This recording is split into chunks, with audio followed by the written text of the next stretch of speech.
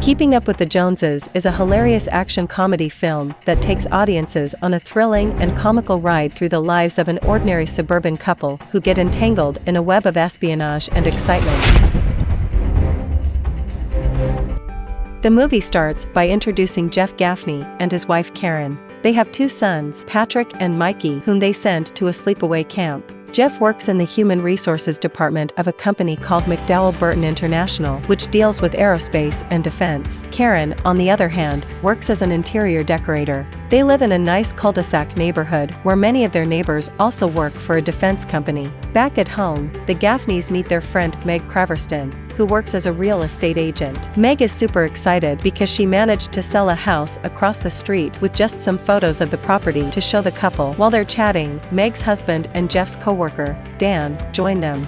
He playfully teases the Gaffneys about how much alone time they'll have now that their kids are away at camp. Feeling embarrassed, Jeff and Karen politely excuse themselves from the conversation. When Jeff and Karen get back home, they both feel like having some adventurous fun in bed, but they're too shy to talk about it openly. At work, Jeff, as the HR manager, has to handle problems between the employees of MBI, and the employees can only use the internet through Jeff's computer because of strict security rules at the defense firm. When Karen is at home, she spots the new neighbors moving in across the street. She gets curious when she sees an attractive man and a lovely woman entering the house in a romantic manner. She takes a picture of them and sends it to her husband, Jeff. Later, when Jeff comes back home, he finds Karen welcoming the new neighbors, Tim and Natalie Jones, into their house. The 2 couples start to become friends and learn about each other. Tim is a travel writer who also enjoys making glass creations, while Natalie works as a Greek social media consultant, cooking blogger, and philanthropist. Jeff and Karen find themselves impressed by Tim and Natalie as individuals and as a couple. Tim gives them a beautiful handmade glass sculpture as a housewarming gift, and in return, Jeff offers them an MBI stress ball.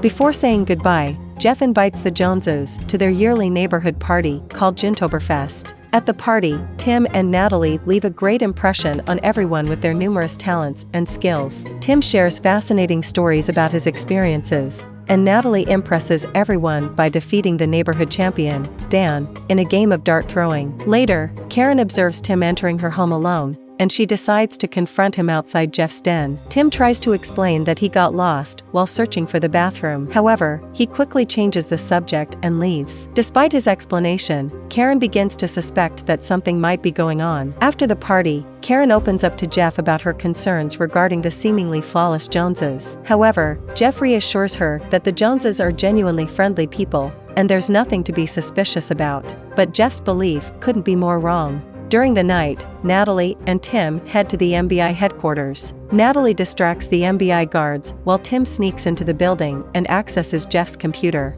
There, he retrieves both sent and deleted emails from MBI employees that were accessed through Jeff's computer. In one of the emails, Tim stumbles upon something suspicious, mentioning someone with a package and awaiting further instructions. On that same night, Karen finds herself still awake at 3 a.m., unable to sleep. She notices the Joneses returning to their home. Karen tries to wake Jeff up, but he remains asleep. This increases her suspicion, leading her to conduct a further investigation into the couple. The next morning, Jeff coincidentally meets Tim at the local ale shop. Tim invites Jeff to join him for some Chinese food, and then takes him to a secret bar located in his friend Ricky Lou's restaurant.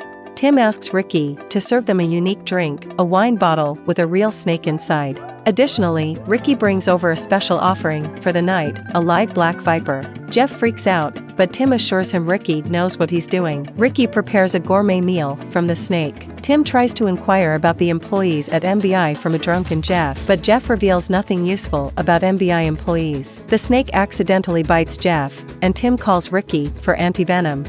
After taking the shot, later, sober Jeff calls out Tim for hiding his own struggles, leading to a heart-to-heart where Tim opens up. Jeff senses a brotherly connection with Tim and plans to take him indoor skydiving, a unique passion of Jeff's that no one else shares. Meanwhile, Karen becomes suspicious of Natalie's activities and decides to tail her. To her surprise, Karen witnesses Natalie performing what appears to be a secretive exchange in a cafe. Karen continues following Natalie, but her pursuit leads to an unexpected encounter in a lingerie store where Natalie catches her in the act. Natalie confronts Karen, but surprisingly empathizes with her situation as a vibrant woman who feels the need to suppress her true self for the world. Karen finds a connection with Natalie, and in an act of support, Natalie chooses lingerie for Karen to help her embrace her sexuality, sending her home feeling empowered. Karen and Jeff return home joyfully, and as they become intimate, they accidentally shatter the glass sculpture gifted to them by Tim. Among the shattered pieces, Karen finds a bug, which leads her to suspect that the Joneses might be spies. She urges Jeff to call the police,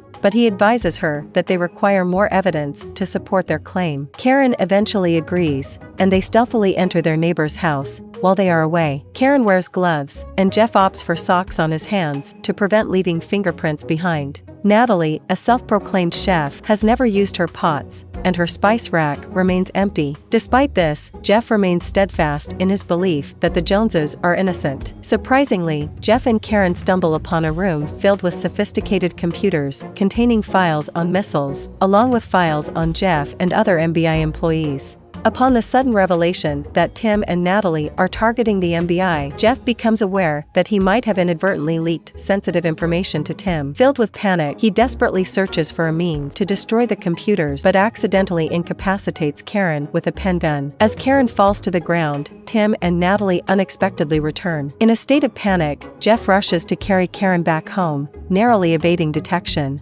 Observing Tim's effusive feelings towards Jeff, Natalie becomes concerned and cautions him about the primary rule of their line of work: never develop emotional attachments to their targets. Tim playfully retorts that the true first rule was not to fall in love with his partner. Natalie reluctantly agrees, and the two end up engaging in a passionate moment. However, their intimate encounter abruptly ends when they spot a discarded pen gun on the floor, leading them to realize that someone has infiltrated their home. The following morning, Jeff confided in Dan about his concerns regarding the Joneses. He also informed Dan about his upcoming meeting with Carl, the head of security at FBI. They met at MBI's old building. Just as Carl was about to share information with them, a sniper fatally shot him before he had the chance to reveal any details.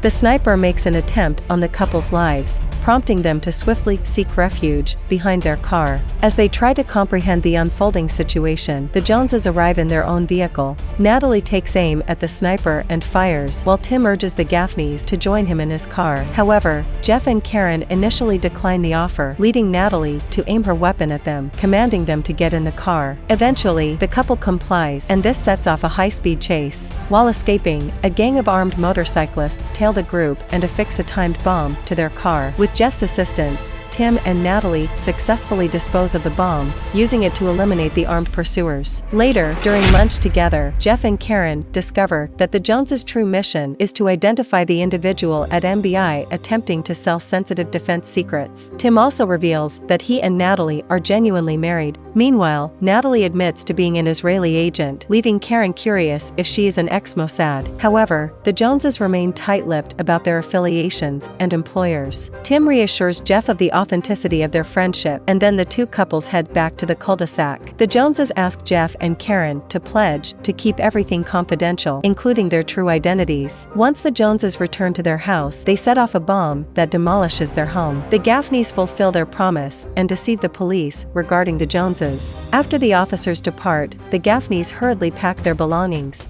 but then someone cuts off their electricity. They check the grid in their basement, only to be startled when the Joneses reappear unharmed in their basement. It turns out that Tim and Natalie discovered the bomb before it could detonate and managed to escape by jumping out of their window. Additionally, they have taken Jeff's colleague, Dan Craverston, and his wife, Meg, as captives. Tim reveals that Dan is the one attempting to sell MBI's experimental microchips to an international arms dealer known as the Scorpion. The microchips possess the potential to sabotage the U.S. missile defense system. While interrogating Dan for more information, the Scorpion contacts him through his phone. Due to Dan's nervous state, he cannot answer the call, so Jeff takes the phone, pretending to be Dan, and schedules a meeting at the Odyssey to hand over the microchips. The Joneses readied the Gaffneys for the upcoming meeting by dressing them in in suits and dresses fitted with listening and tracking devices. They then set up a command center on the rooftop. Upon seeing each other dressed up, Karen and Jeff find it hard to resist each other and engage in an intimate encounter before departing. Tim and Natalie are compelled to hear Jeff and Karen's intimate encounter through their earpieces. At the hotel, Jeff and Karen, posing as Dan and Meg, meet the Scorpion with a suitcase containing the microchips, while the Joneses provide backup from the rooftop. While inspecting the chips, Jeff recognizes the Scorpion from a company focus group he attended. After confirming the chips' authenticity, the Scorpion hands over the payment and lets them go. However, he suddenly recalls Jeff as the HR guy from MBI and realizes that the meeting was a setup.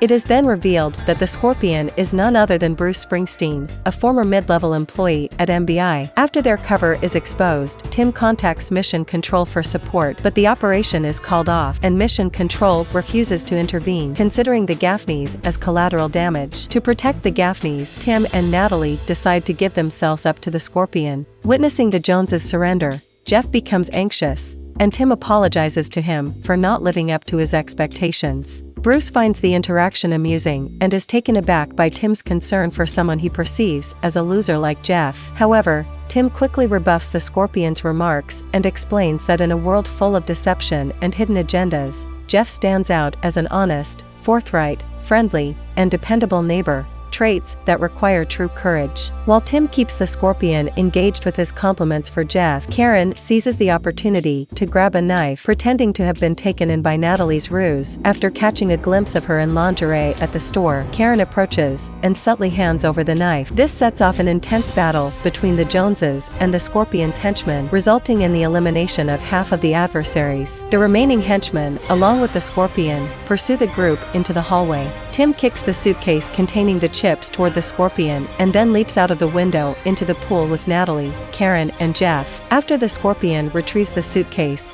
Natalie triggers its detonation, resulting in the demise of the Scorpion and his last remaining henchman. With the Gaffneys and Joneses rejoicing over their victory, they make their way back to the cul-de-sac. Jeff kindly invites them to stay the night, but the Joneses decline the offer as they intend to resume their lives of espionage. Prior to leaving, Tim encourages the Gaffneys to explore the world beyond the cul-de-sac. Jeff and Karen express their gratitude for everything and say their farewells. The next summer, the Gaffneys fulfill Tim's suggestion and visit the renowned Hazim's Cafe in Morocco, a place he always spoke highly of. The couple appears much happier than before. While capturing memories with a hookah, Jeff spots the Joneses seated at a nearby table. Despite the spies being in the midst of a mission, the Gaffneys approach their table to have a conversation, unknowingly jeopardizing the Joneses' cover. This sets off yet another gunfight, but Jeff and Karen couldn't be more thrilled by the adrenaline rush. And with that, the movie concludes here. Thank you for watching, and I highly recommend watching the entire movie as it is incredibly enjoyable. If you haven't already, please consider subscribing to our channel so you can stay updated and receive notifications whenever we upload new videos.